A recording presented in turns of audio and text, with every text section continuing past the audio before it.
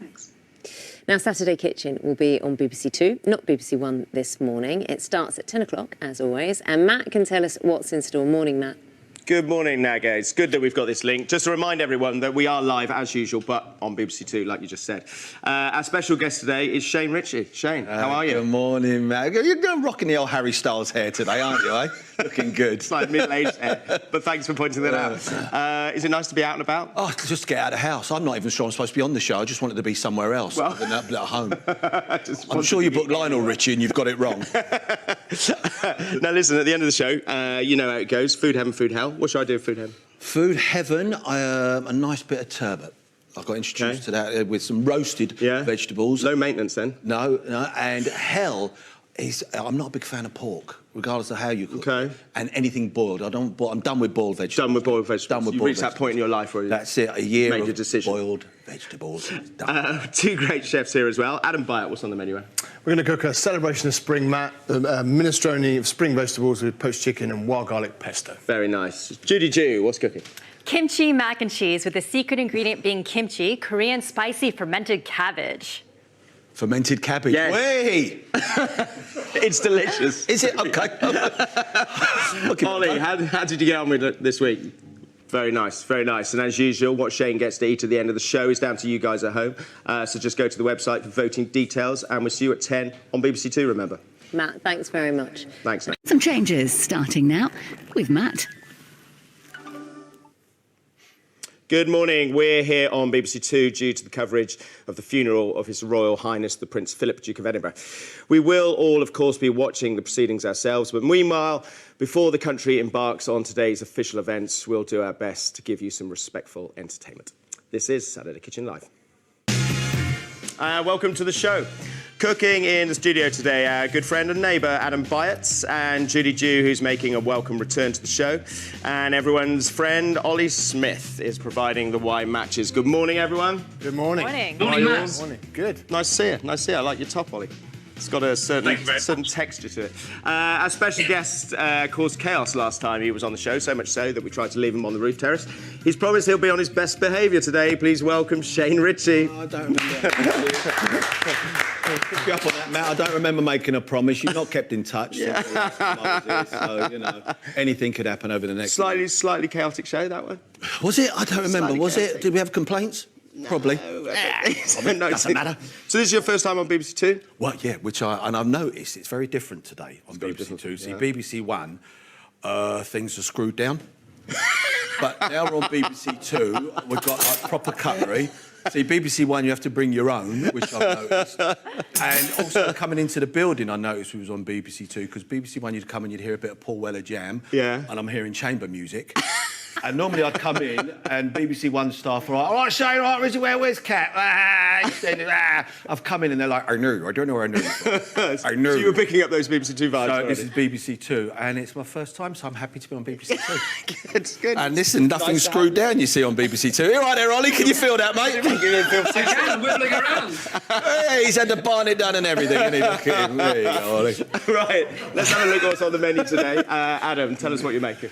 Judy, great to have you back. Thank you. What have you got? I am making my famous kimchi mac and cheese, where kimchi is the secret ingredient, and that's a Korean spicy fermented cabbage. Two of the best things in the world in one dish. Yes. And that is delicious. Mac and cheese. That's delicious. Really? Do you like the sound of those dishes? Yeah, I do. I like mac and cheese. My kids love, so giving it a little twist on the mac and cheese. Got your back, girl. Yes. Don't you worry. Yes. Now, Ollie, have you found some wine pairings to go with these? Listen, at the end of the show, food heaven, food hell. What should I do with food heaven? Oh, food heaven is just sitting with grown-ups around the table right now. It's my food heaven. Food heaven. I got introduced to Tebbutt. You know Tony Tobin, didn't you? Yes, he's a friend of mine, TV chef. He introduced me a few years ago, and to a turbot. Yeah, to a turbot. Well, I Shane, right, turbot. And all year, you know, we've been having boiled vegetables, and in the last couple of months I said, right, Mrs. Richie, I don't want any more boiled vegetables. So we kind of... Is that what you call her? Full title? Yeah, so we... Mrs. Richie. Mrs. Richie. And so we started roasting the vegetables, and I've really got into roasting vegetables. Okay. It's really quick and easy. And pesto sauce over the top. The kids love all that. Nice. So, yeah, nice bit of white fish with some roasted vegetables. Okay. Okay. And what about... I can do that. Okay. If they let me. Okay. You know? They'll let you. And what about hell? hell is just sitting around a table with kids now and playing board games. I'm done with board games. You know, if I play Cluedo one more time with there's a lot of knowing laughs going on over yeah, there. no, listen, mums and dads at home watching this, you know what I'm talking about, okay? Yeah, so food hell. I'm not a big fan of pork. I know my mother-in-law loves to... they love pork. It's their 50th anniversary today, so I just want to say hello. So to Jackie and Phil, happy 50th today. So they're around tomorrow. So I'm not a big fan of pork, and also anything boiled now, vegetables. I'm not a fan of boiled vegetables. I'm kind of done with it. Right. That's how I feel about Okay. it. So I don't want any boiled vegetables. Okay, well, that's pretty straightforward. Okay. So if the viewers give you heaven, I'm going to cook what I and many others call the king of the seas, turbot. So I'm going to poach a fillet of turbot in some white wine, some sauce. If the viewers give you hell, it's going to be my take on a traditional Danish pork dish. So I'm going to roast a rack of pork, which has been covered in juniper and coriander and fennel seeds. I'm going to serve slices of that with some pickled, sugar-cured traditional, and I'm going to serve that with some of your dreaded boiled potatoes and parsley, because you don't like parsley. No, people take parsley and move it to the side anyway. They sprinkle parsley on it. It's the grass. Got good crackling. Good crackling. I might try the crackling. Right. Obviously, you're going to have to wait to the end of the show. Of course, I'll be here. We'll see where we go. Don't forget to vote for Shane's version of my lamb dish from Neil Morrissey's Heaven last week. Okay. He's a nice fella. Yeah, all right. I'm not saying you're not. Yeah, all right. You made it sound like that. I thought like I'm not a nice bloke. Listen, last time I was here, you were a stand-in. Now you've got a job permanently.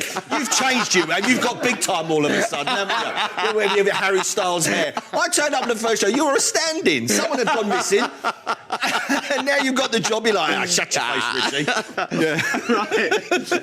And finally, Beverly not only made Santiago Lastres in, so that was a little sauce in there. All right. With some longest, and you squeeze the longestine heads. It's a lot of hard work. It looks great, but it's a lot of hard work. If I made a pot, it wouldn't look like that. No, me neither. God, no. But that's definitely BBC Two dish. If we was on BBC One now, I don't think we'd show that. No, definitely. There's a different level. Oh, well, we'd be showing cheeseburgers now on BBC One. Keep them coming in. That's Channel 4. Keep them coming in. Just have a cracker? No, don't be silly. Oh, come on. Come on. It's funny, pesto sauce is a big go-to in our house because my kids are now vegetarian. Yes. Three children. So we have pesto sauce on everything right now. Right. You know, and I normally have vegetarian stuffed chicken when I can get it. So do you eat what they eat? It's like my youngest. 2 years ago, she's only 9, so when she was 7, she became a vegetarian. That's when, you know, Disney and DreamWorks started giving animals voices and names. Is that when it all began? Yeah, it kind of did, really. And then my 12-year-old Lolita, now my son, who's almost 15, has become a vegetarian. Right. And my wife is kind of like, you know, Shane, you should try this. And I think we're slowly becoming... Yeah. And there's some incredible dishes, and, you know... And there's lots of stuff on YouTube that we try and watch and follow, and some great dishes out there. Yeah. But occasionally, I still love a kebab. I mean, that really is one extreme to the other. Ow. Back with a glass table. Who cut a tree in half and turned it into a table? This is definitely BBC Two. You wouldn't get this on BBC One, would you? So I've just taken some of that chicken. This is something you serve in your restaurant, right? Yeah. You feel like, what sort of price would a dish like this be? To you? Well, the mate's rate. Mate's rates. What? It's all part of a set menu for us. Oh, it is? Okay. Shane. Yeah, it doesn't go individually priced, but right. I don't know. That I would probably sell to you very happily at £10, £12. Wow. You know, that's a beautiful plate of food and all sort of food you want to be sitting outside, you know, under a lovely canopy on a. But it's all part of a set menu, so it kind of all formats there. And it's a lot. I mean, I don't think people really appreciate the amount of work that goes in. Beautiful. Right. Oh, there you go. Thanks, buddy. Breakfast of BBC Two. This. Breakfast of champions. See, BBC Two, we've got proper cutlery. It even matches. Yeah. Right, Ollie, what did you match with this? How was that match for you? Really You're really good. into your wine, aren't you? Yeah, I am, and I love this. And I don't know or drink enough Italian wine, but this is fabulous. I like the fact that it's a trinity of grapes as well. Great name, right? Yeah, absolutely. Trinity, of course. Super zingy is exactly what you should be drinking with this, actually. Cut that fat with the pesto and the chicken. Yeah. I think it's beautiful, yeah. It's so light and fresh. This is absolutely delicious. Seriously. I'll really get that good. quote, lovely. Yeah.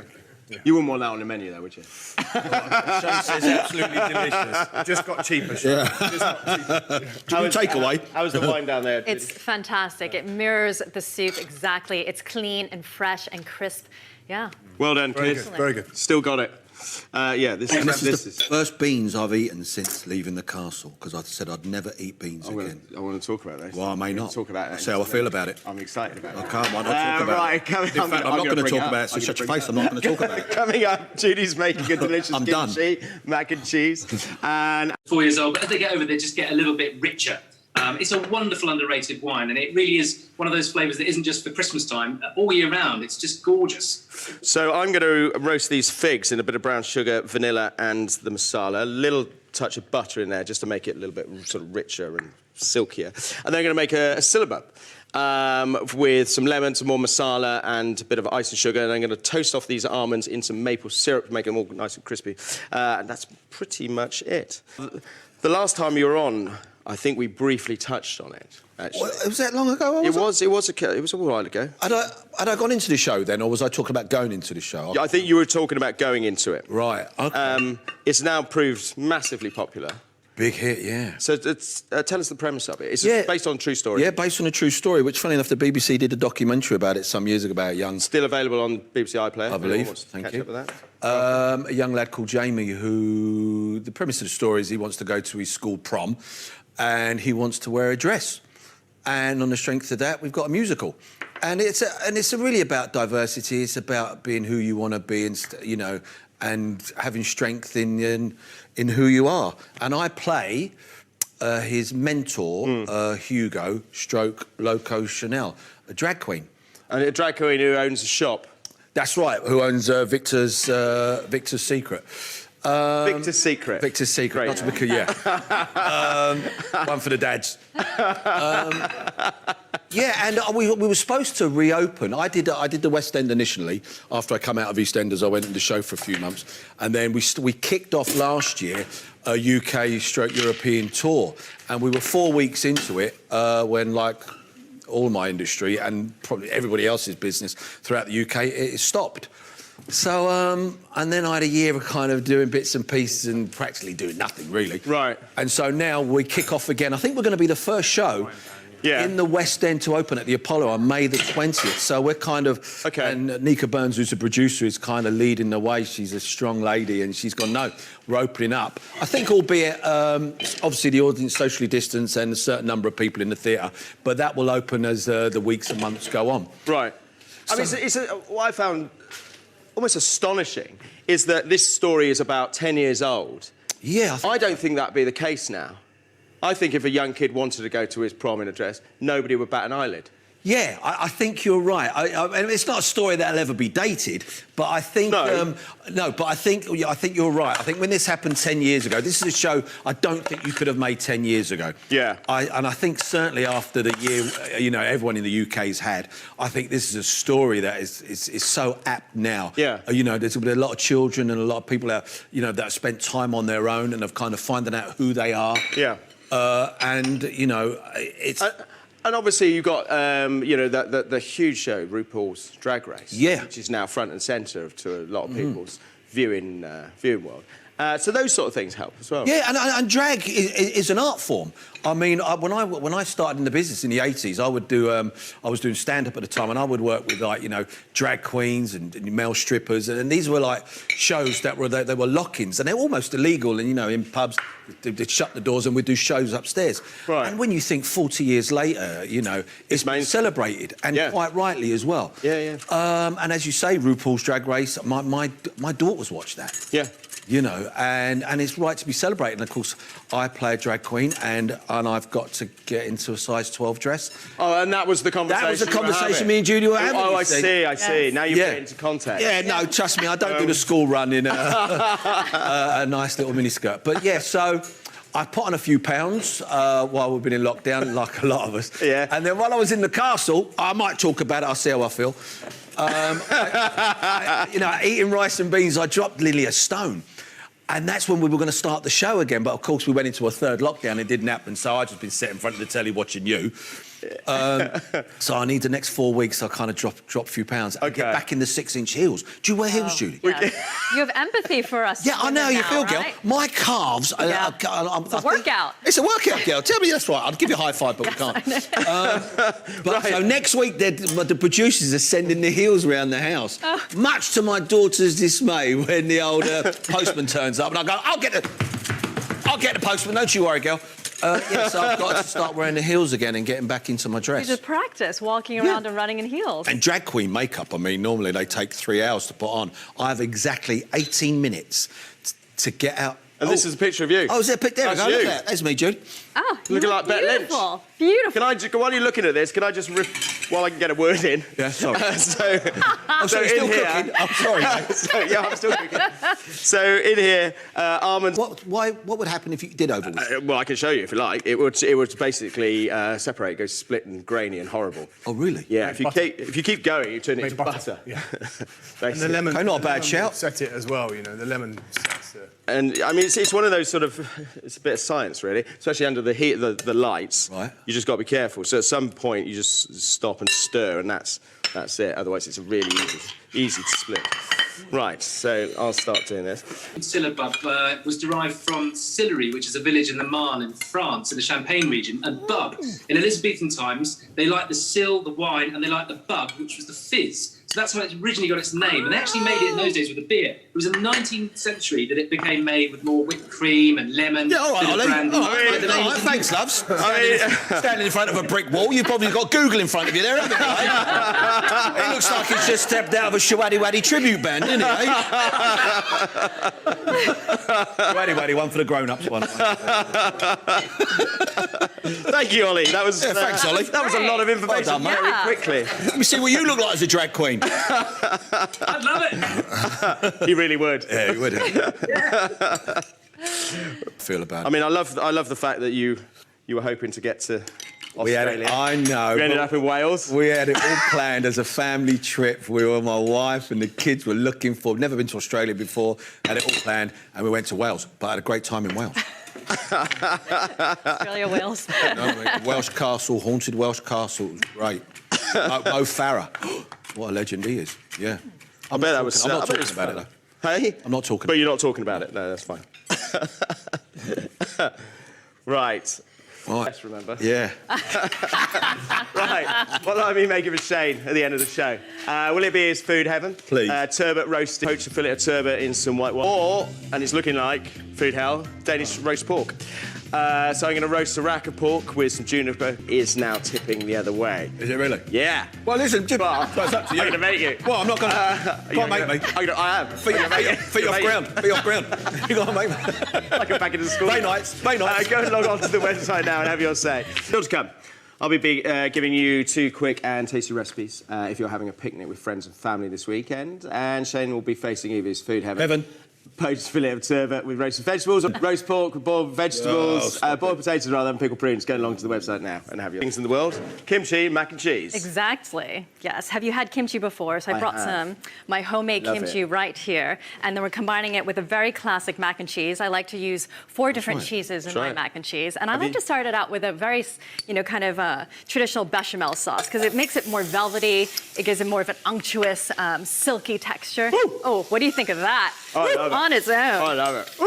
I'm on fire. I'm on fire. Smoky, isn't it? It is punchy. So, yeah. What do you think? No, too much? Too much? Told out. Tonsils are in the socks. Give him more. Gosh, so funny. So kimchi is actually an umbrella term for all of the kimchis out there. So there are officially 200 different varieties of kimchi, but you can really kimchi anything, any vegetable or fruit that's going to stand up to the fermentation process. Oh, right. So you can have broccoli kimchi, green mango kimchi. Anything? You can kimchi anything. I like to say you kimchify it. Okay. Exactly. I didn't realise that. I thought it was always that. It was always No. And kimchi is made once a year in Korea. So we make it in November, and it's a big party. We call it a kimjang. And then all the family, all the communities come together and they make it together. Yeah.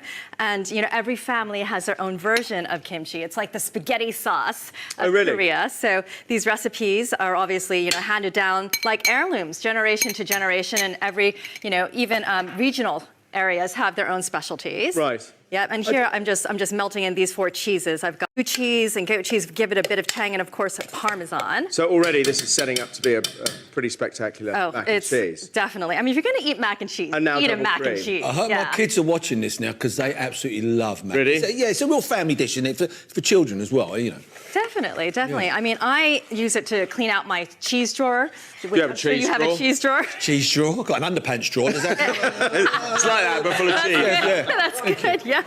And so you can put anything in there. Like, the more different combinations, I think, the better. But you want something tangy, you want something nutty. I like to throw in some comté in there also, which is nice. Yeah. And you have to at least have a bit of crunchiness on the top too. So I like to put some breadcrumb in the form of panko, and just toast it with some butter. Now, Judy, let's tell the viewers a little bit about you. So you started life in finance, I believe, in New York. I did. In the cut and thrust of a trading floor. I did. So I had this rather serendipitous route into the kitchen. So, my parents didn't really think that being a chef was in my future. But Right. I taught them that it was. But yeah, no, I was trading fixed income derivatives for a number of years on the floor before I found my calling and decided to follow, my passion and not a paycheck. Yeah. And then you moved over here, is that right? Yes, You I introduced did. yourself to Gordon Ramsay. Yeah, I started staging in his kitchens. Yeah. And worked in his kitchens and all of the different restaurants for a number of years. So How did you find him? Did you like him? He wasn't really there too much when I was there. He had Okay. already moved on, but worked very closely with Jason Atherton, who's fantastic, and spent some time in all of different restaurants with Chantal Nicholson, who I love to death, and many great chefs went through those kitchens, and Mark Askew, who is still a mentor of mine. So, Oh, really? Okay. Yeah, no. Okay. I love and keep in touch with all of these people. So Korean American, and now you live in Yep. London, and you Yep. see yourself as first and foremost a Londoner now, do you? I've been here 17, 18 Have you? years. So, I mean, that doesn't define me as a Londoner. What does? Yeah, true. Yeah, French-trained Korean-American Londoner. Okay. So I am pulling inspiration from all around the world, which Right. is like this dish, very American, but also got some Korean elements. And, kimchi and cheese really is a thing now. Even the cheese toasty store near me, has kimchi. You see it everywhere. Everywhere. Michelin-starred restaurants are putting it on the menu. I hope to see it on yours. What I was interested in, actually, it's like a condiment, kimchi, right? Yes, it's a side dish, but you can cook it and put it in. Does it change when you heat it up like this? Oh, Does yes. it change the texture or the... Texture definitely Flavor becomes profile. softer. It becomes a bit more muted also. It's not as spicy, but you can put it in soups. You can put it in stews and things. Yes, yeah, you can throw it on your barbecue outside. Yeah. Give people a little treat of that. You could barbecue it. Yeah, you can do it. I mean, I've done get that that in one the on past. Put that one in the bank. That could be interesting, couldn't it? Definitely. So this is just... So this is on your menu at Soulbird. This is a restaurant which you opened during a pandemic. I know. How dumb was that? I mean, So I've closed it 3 times and reopening in May. Okay. So we're in the Shepherd's Bush Westfield Mall. And we have another one coming. In Canary Wharf? In Canary Wharf. Okay. So there's a famous saying that with chaos comes opportunity. Yeah. And so... I think accountants say that. Yeah. And hedge fund managers. I guess so. And so, just want to make sure. I'm not going to put parsley on yours because I know you think it's No, I don't grass. mind. I just you're said not- that for now you're comedy just being purposes. polite. That was the only reason I said it. So your restaurant, Soulbird, it specialises in Korean fried chicken. It's the better KFC, as we say. Okay. Okay, and we also have Korean fried cauliflower, which is another version of KFC. So what sets that apart from your traditional kind of American fried chicken? Oh gosh, Korean fried chicken is extra crunchy, and it's also been nicknamed eggshell chicken and also stained glass chicken because it's known for that extra, crunchy, crispy crust, which is just fantastic. Right. And also, it's always served with delicious umami-filled sauces. So Korean cuisine is really grounded in fermentation, like kimchi. But gochujang, which is a spicy Korean fermented chili paste, which is so good. Which you now see in a lot of supermarkets. Everywhere. It's great. Korean greens really are going global. And Do you sell your kimchi recipe in the restaurant? No, we are not making that there. We used to do it in Because it's quite a lot of work. It is. I mean, it's very different when you make it yourself. It's full of the probiotics. You know, with like any ingredient or thing that kind of gets popular, it tends to be commercialized, and they start putting stabilizers and preservatives in it, and all kinds of things that aren't necessarily good for you. But when you do make it yourself, it's full of those great probiotics that really heal your gut. It's a superfood. So Judy, this is what's in yours, isn't it? Yes. So let's talk us through the ingredients of your kimchi. Okay, so there are many different things. The real deep umami flavors come from the salted shrimp and also the anchovy sauce, which are in the center. And then there's these are the salted shrimp. Yes, You see it's those? unlike any other type of shrimp paste that you find in Southeast Asia or anything like that. It really is its own ingredient, and that's where all the great umami comes from. Right. And also the anchovy, like fish sauce, which is also a bit different from the Southeast Asian version. Want to try? Yeah, I'll have an anchovy, mate. I love an anchovy. Yeah. Lovely. They're easy to buy. They're dry. Yeah, you can find it in the freezer section in Korean grocery stores. And then, of course, we're making this one is cabbage, but there's a lot of ginger and an offensive amount of garlic. Yeah. And then also I put... No such thing. No such thing. Tons of garlic today. I love it. I absolutely love it. So why, out of interest, what you have this traditional kind of kimchi festival, as it were, where you make it once a year. Why in November? Because that's harvest. Okay. Yeah, so that's when all the great cabbages and all the great produce that is all harvested comes out of the ground. So it was a method of preserving? Yeah, preservation. Yes, it is. Yeah, because basically. Korea has really, really deep, cold winters. Right. And so there's a tradition of preservation and salting and all that stuff. And so when you travel about and you've seen the growth of this stuff, this kimchi, it's now in supermarkets. I've seen it on chips, which are delicious. You talking about toasted sandwiches. Does that upset you, or is that just? Do you think that's brilliant? Oh, I think that's absolutely brilliant. I mean, because Korean cuisine really needs to go global, and it doesn't have to be 100% authentic. And I always say that today's invention is tomorrow's tradition. So it's going to evolve. Chinese American cuisine is not found in China. Same with Italian-American cuisine is not found in Italy. And so in order for the cuisine to truly go global, people are going to take elements of it and then just adapt. And I think that's absolutely brilliant. And that's how it goes. I've got a feeling Adam will be taking the barbecued kimchi element away with him next week. I love that. Please do. So it looks amazing. I want to eat it. What is it? This is kimchi mac and cheese made with 4 different cheeses. Fantastic. Wow. You ready? Wow, Judy. I ate a whole bowl of this in rehearsal. Right, now my kids are at home watching this, and it's my wife's birthday on Monday, so I want to wish her a happy birthday. Yeah, you better. Not going to be there. I'm coming round to yours, Matt. My kids love mac. You've changed. BBC, we're on BBC One now. You just said come round. We're on BBC Two now. But so mac and cheese, I've had loads of this over the last year, and I kind of got used to a certain taste. So listen, this is like this. Judy, that is unbelievable. Like Good, isn't it? That is better than good. Oh, I'm glad you like it. Oh, my kids would love this. It's not vegetarian though, because kimchi has the salted shrimp and the anchovy. Well, now you spoiled it. Okay, well you could pretend. Well, they don't have to know. I won't let them watch this when I go home. We've recorded the show, but I won't let them see that bit. That's fine. It's Honestly, just hidden in there. that combination of cheeses is just delicious. I It thought is the blue brilliant. cheese, I thought you'd gone mad.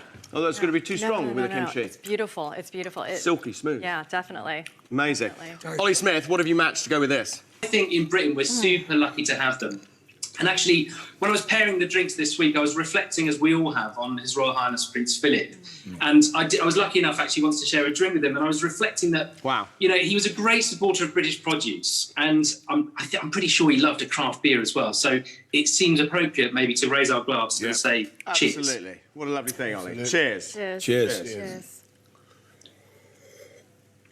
It's very nice. It's delicious. It smells different than it tastes, though. Smells citrusy. Yeah.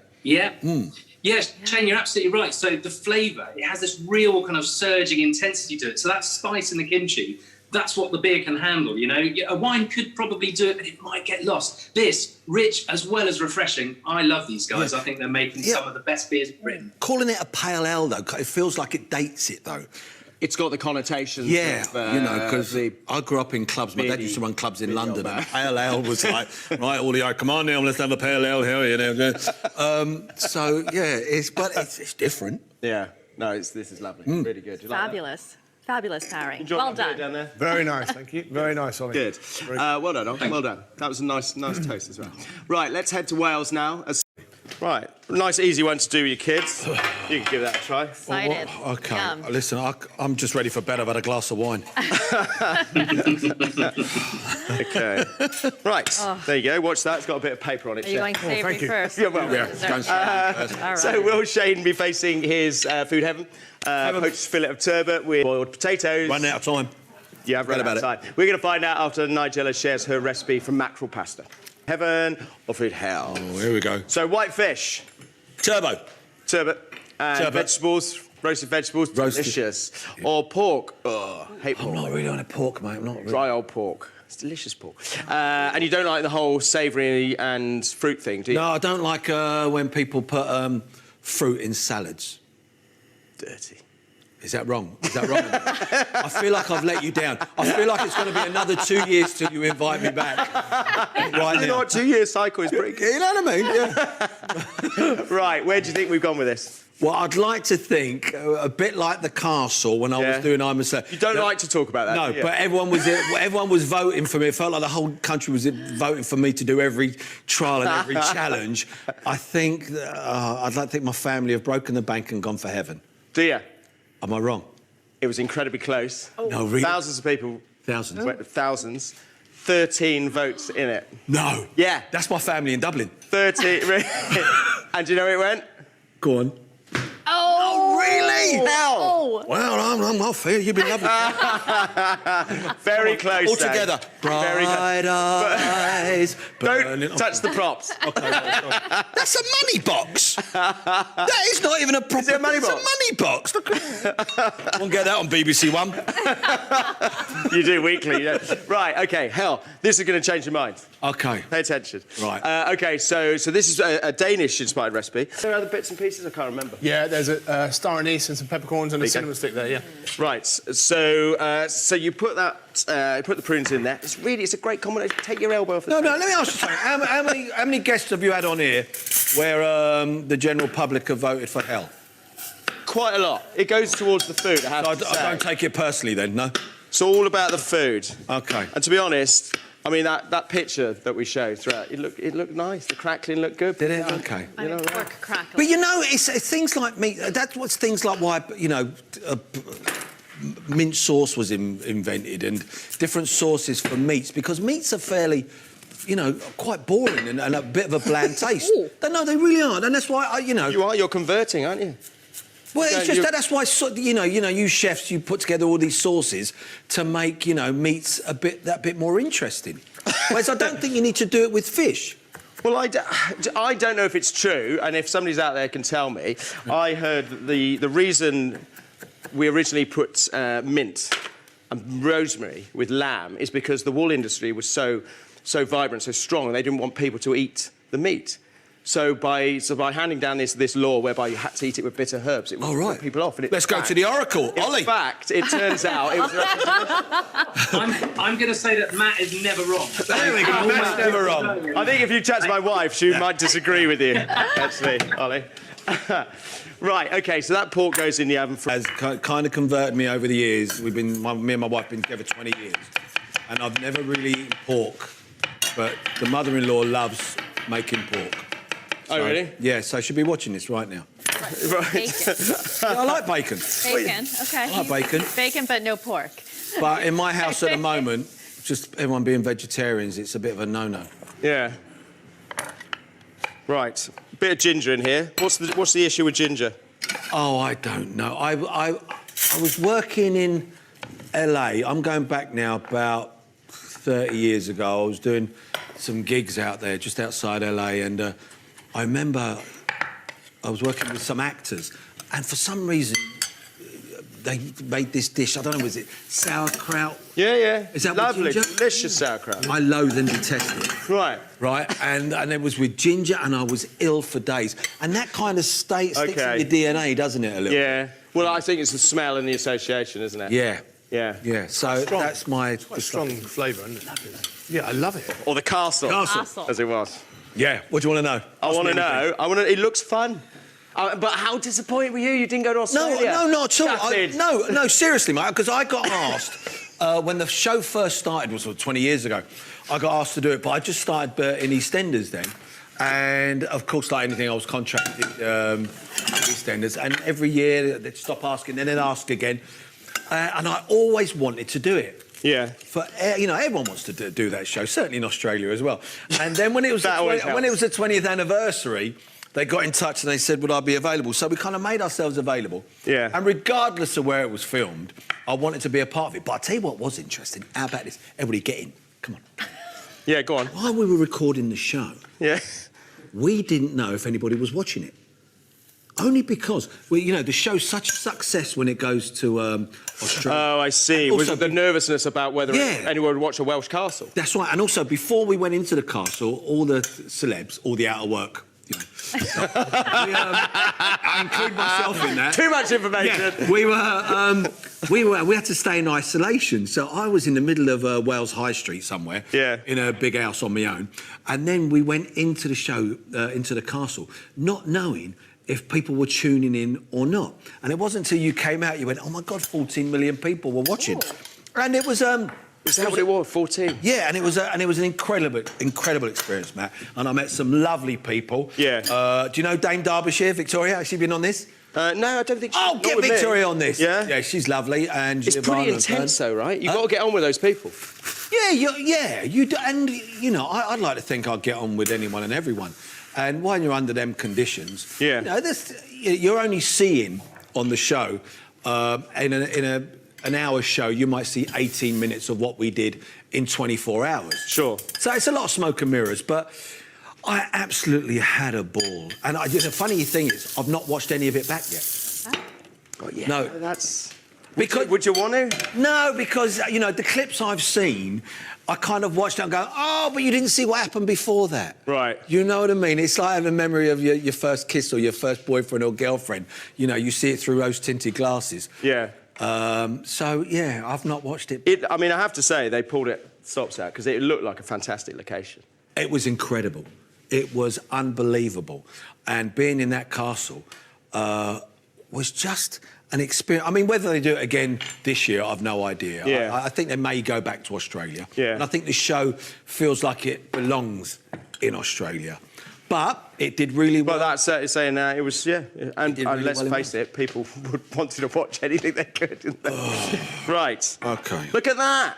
Mate, it looks fantastic. Can you see that before he has it? That looks beautiful. That looks delicious. Oh, right. Well, you eat it then, Judy, if you think it's lovely. Right, there you go. Try that. OK. Try that. Right, forget what are they, prunes? Yeah. They are prunes. Right, forget the prunes, love. I won't be eating prunes. I want prunes then. Try a bit of pork. I can try the pork. Such a delicious meat. I'm not... My mother-in-law will be shouting at the telly now. And you can't... You can overcook it quite easily, and that's why people don't like pork, because it goes dry and horrible. Credit where it's due. Oh. There? It is. Good. Ollie, what have you matched? I have matched a beautiful Reserve de Bonpas Cote d'Ivoire. They have that wonderful climate in the Southern Rhone. It's pear and rich white. But I'm slightly embarrassed now because this feels like we've flipped it and I've got a food heaven. oh, There you go, you see? Such a couple. Just Really nicely nice. done. There's chicken could be the same. You can dry a chicken out. It's all about the cook, isn't it? Who's cooking it? Yeah, there is that. If you're watching, love. mainly Michaela over in the corner there. Let's all be honest. Mrs. Richie, if you're watching, take note of what that did, all right? Now, listen, we just say 20th of May, everyone's talking about Jamie returning to the stage. Yep. Everyone going to see it. Yep. All right, And happy? Saturday night, Channel 5, caravanning with Shane Richie. There you go. It's all going on here. That's all for us today on Saturday Kitchen Live. Thanks to Adam, Judy, Ollie, and of course Shane. All the recipes from the studio on the website, bbc.co.uk/Saturday Kitchen. Now I've got more Best Bites for you tomorrow at 10 a.m. on BBC Two, and I'll be back here live next week with Richard Bainbridge, Georgina Hayden, and Bill Bailey. Bye for now.